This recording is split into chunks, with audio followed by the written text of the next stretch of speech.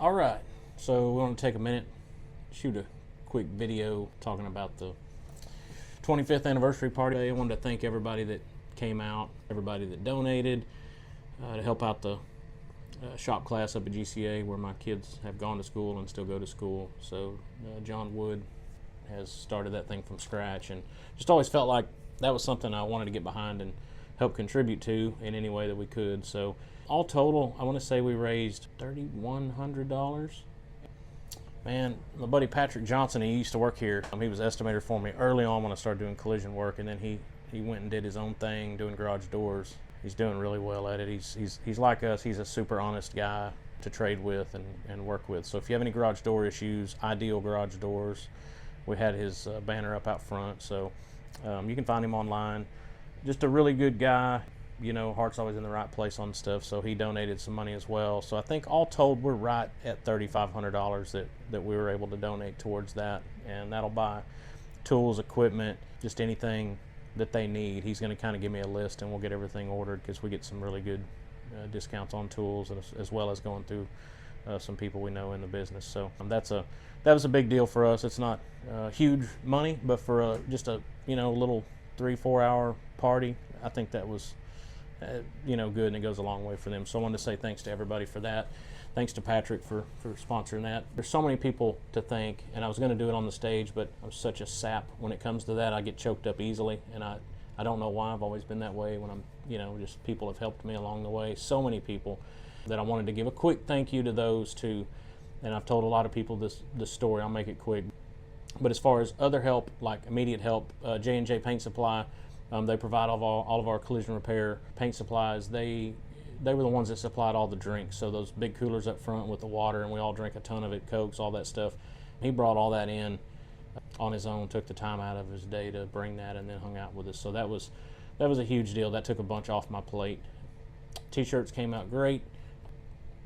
Daryl helped with the design on that deal, and that shirt company, I want to make sure I get this right, because Spirit Outfitters USA, I think they're Nacogdoches. Yeah, Nacogdoches. So Spirit Outfitters, they've been doing our hats and shirts for a long time. Daryl did them when he was here in town, and then he's moved down there now. So they're good to deal with. Wes, with the food. Yeah, so the Hey Guy barbecue, I know everybody that had that loved it. I had it again last night and for lunch, and I'm tired of barbecue now, but it's really good. So it was hot, that's a lot to set up and work. He did me a really good, fair price for some good food, I felt like, per person. So I want to say thanks. If you have any events, catering or whatever, he's the guy. So call him up. He can do different things, nachos, baked potatoes. We just kind of kept it simple, and it was a hot day, so I didn't think people wanted a giant stuffed baked potato. So anyway. So let me get to the story here. First of all, would not be here without a few key people at the 25-year mark, standing in this property next door, everything we've got going on, the engine shop, all that stuff. First of all, I got to thank the good Lord for putting me here, because without him, none of this happens. And that's first on the list always. And but in turn, he also gifted me with a really great set of parents. So they helped me get going as far as giving me a place to work. I worked out of the back of my dad's shop for probably the first 4 or 5 years, kind of rent-free. I'd help him work on his stuff, and I don't know if I would have made it if I would have had to go out and get a big old shop and pay rent and all that right off the bat. So that helped me get going and kind of get through those first few years where I made absolutely no money, had no idea what I was doing.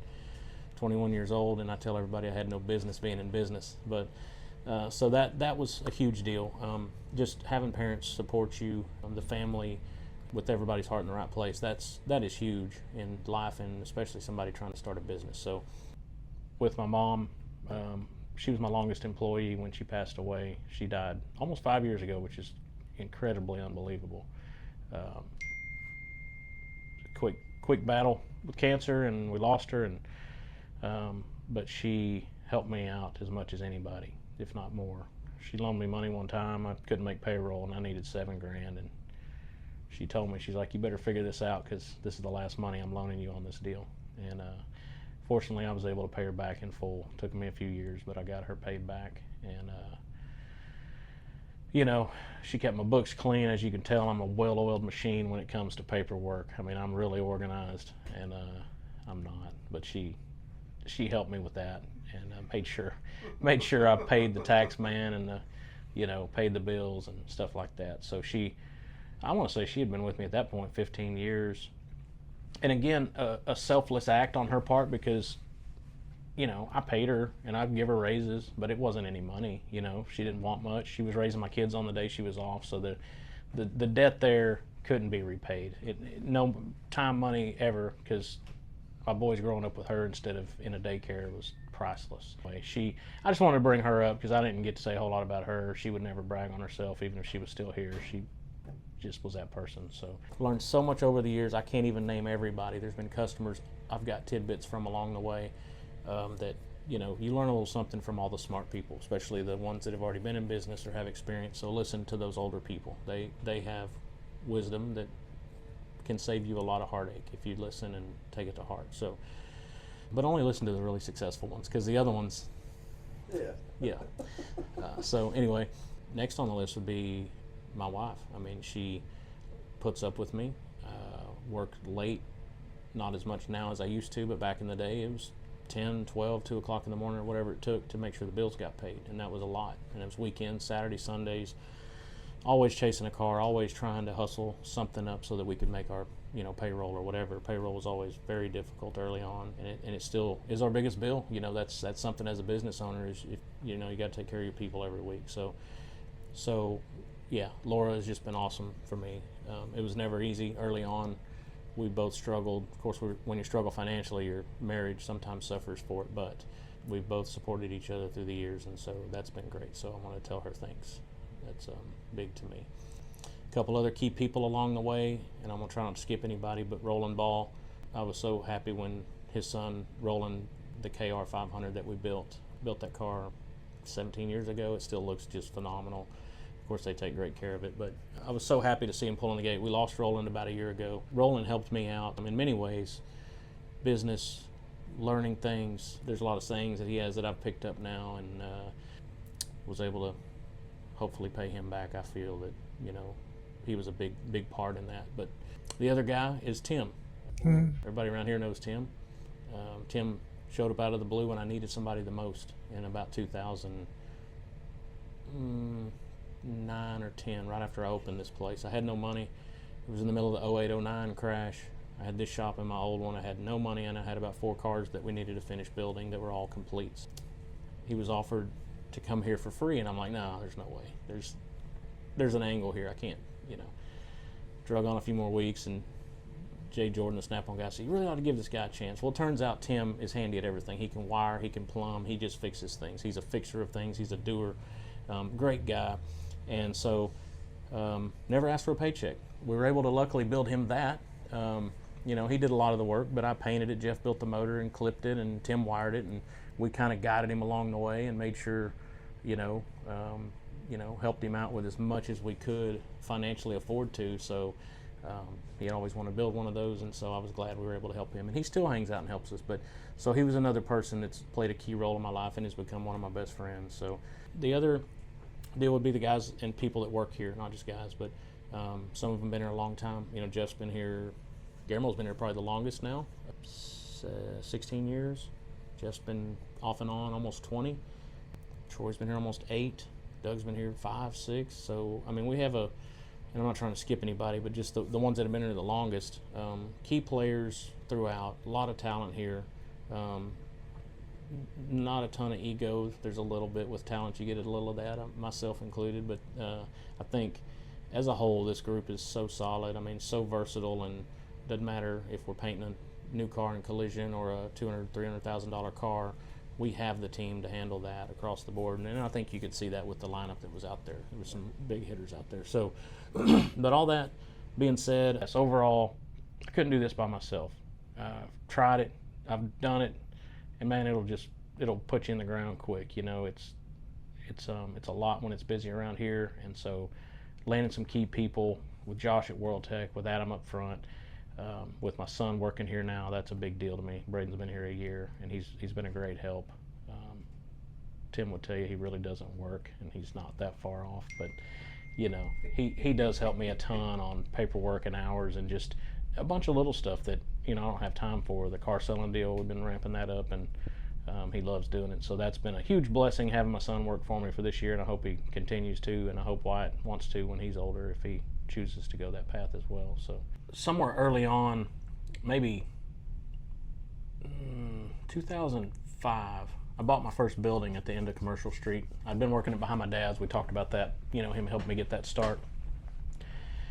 And I had worked out of high school for my Uncle Mike for 3 years as a machinist, not on motors, but on government parts and airplane stuff, whatever, and learned a lot of stuff there has helped me in the car world, precision wise, but he offered, I found this building at the end of the street that was for sale, and it was an old, I don't know, it had been vacant for a while. It's pretty rough, like project building, but it was nice, 4,800 feet long.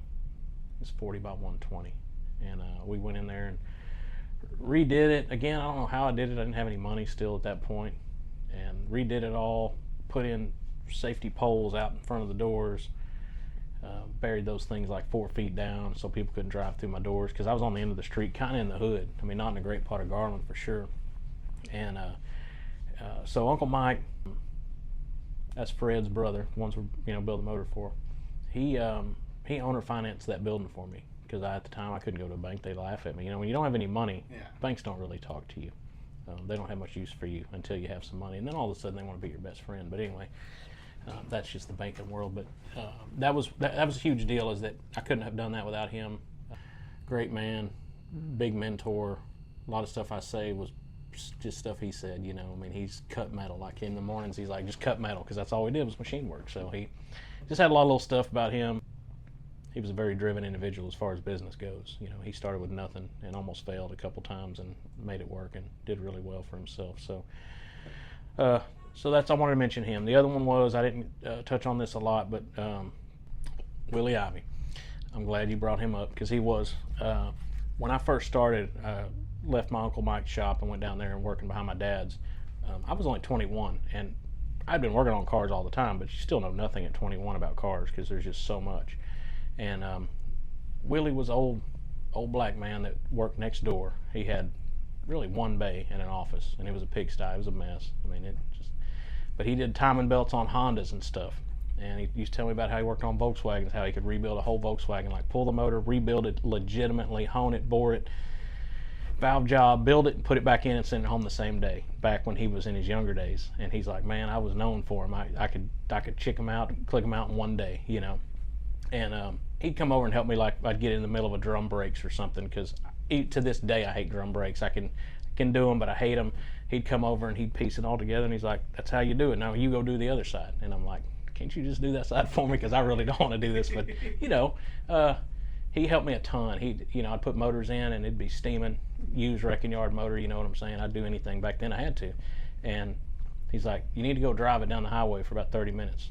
I'm like, why? He's like, because the exhaust is full of water from the motor that had the blown head gasket. You're gonna have to burn that out of there. And I'm ready to pluck the motor back out and tell the wrecking yard they're idiots, this motor's junk.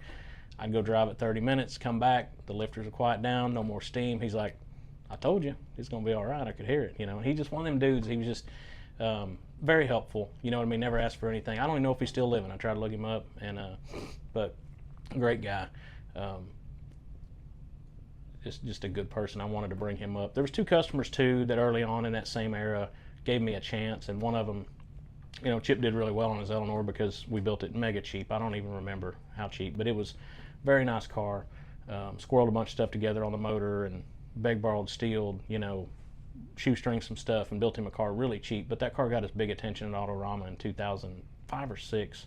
We had that car there, and we had Jones's Nova there, and we won a bunch of big hardware. We even got the owners of Unique Performance to come out and look at our car and kind of sniffing around like we were competition. And we were literally, nobody, So Chip, that was a big opportunity. We're all still friends to this day.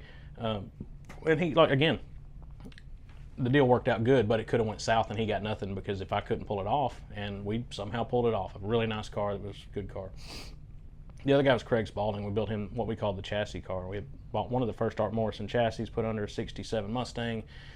You saw some pictures of that car when it was just quarters and a roof and nothing. And Jeff was working for me then part-time, and then he came on full-time, and we built that car, which was way above our talent level or our equipment level at the time, or financial level, but we built a fine piece. And I mean, that car is immaculate, beautiful. We've always said it was a really billet set of wheels away from being world class. I mean, it just didn't have great wheels on it, and kind of had one hand behind my back on that. Customer wanted small wheels, and I wanted to go big, and whatever. But that guy spent a lot of money with me. He threw a big bonus at me at the end, and to this day was still just a monster, because he knew how far we had, we didn't cut any corners, even though he knew we were losing big time on the car. But so a couple of cars back then that were calling cars for us, got us on the map, took them to shows. People noticed. People still to this day come up to me and they're like, dude, I've never still to this day seen a car as straight and as slick as that chassis car. And it was black, had a ghost stripe down the middle, just a beautiful machine. And Jeff built some cool stuff in the back that nobody had done. People copied it, of course. I saw it on TV years later, like this guy invented it. And I'm like, man, we're used to it. Everybody copies some of our stuff, But have you been doing it this long? You do, yeah. I mean, and I think some people like to say they created it, but really they saw it and then they might have spun it a little bit, and that's fine if that makes them feel better and sleep good at night, But kind of like the slogan, the where dreams are built. Wore shirts Autorama in 05 or 06 with that first big year, and then next thing I show up the next year and here's a banner: if you can dream it, we can build it. Where all your car dreams come to reality. And I'm just like, you bunch of unoriginal sacks, man. I mean, you can't even come up with your own slogan, because we had it all over the place. But yeah, it's okay. That makes you feel like you're doing something, because people try to emulate what you're doing, and trendsetters and all that. But just, I don't know. I think that's everything. I'm sure I'm leaving somebody out. I mean, there's been lots of employees. I've learned good and bad from everybody that's worked for me. Gosh almighty, I can't even count the people. It's been so many. But some of them left for good reason. Some of them left just different times in life, or some of them left because I wasn't taking care of business. And some of them I wish I still had working here. There's a handful of people that left that I wish that I would have hung on to. Sherry, my dad's wife now, she helped a ton collecting money and handing out tickets and stuff for most of the day. She didn't get to enjoy the show at all, so she was stuck up there, and I'm really thankful for her. She was a big help. So, but really, that's about it. Just want to tell everybody thanks. I'm sure Jordan will make a cool video, vidya as we call them around here, and just wanted to say thanks, and we'll try to do this again sooner than later, because it was fun having that. We'll just pick up maybe not quite so hot of a day next time, or a different time of day. But maybe evening time or something. Yeah, but it went good, man. Thanks, the guy Jeff that did the stage and the band, he did a good job. Doug's band, they were excellent. The Dream Girls, they were great. So, yeah, it's good deal all around. And if I think of anybody else, we'll add that in before you post it. But I think that's everybody. So, thanks for a great event and drama-free. Everybody seemed really happy, and I appreciate it.